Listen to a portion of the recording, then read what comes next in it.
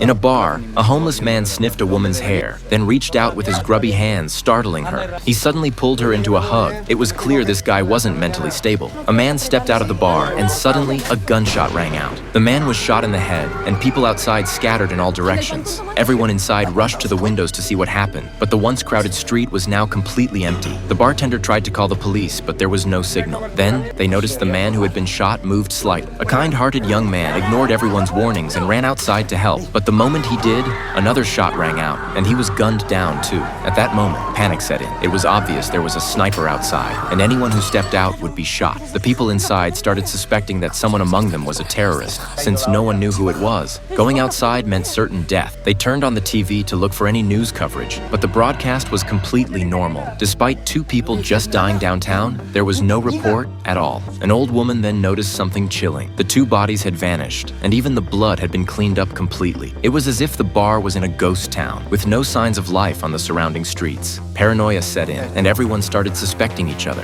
A man in a suit began stirring things up, claiming someone must be carrying explosives in their bag. Nearby, a bearded man tried to quietly hide his bag. The man in the suit noticed, and, with help, restrained him. The bartender picked up the bag. When they opened it, they found a hard drive. It turned out to contain the bearded man's private videos, something he didn't want anyone else to see. Lisa lost her temper and beat him up, and emotions boiled over. Everyone started accusing one another. Then the bearded man pointed at the man in the suit, saying his suitcase seemed suspicious. The suited man refused to open it. A scuffle broke out. The homeless man suddenly grabbed the suitcase and, grinning with yellow teeth, opened it while patting it nervously. Inside were women's undergarments. It turned out the suited man dealt in lingerie. Just then, a strange noise came from the bathroom. The bartender took a running start and rammed into the door, but it didn't budge, and he bounced right off it.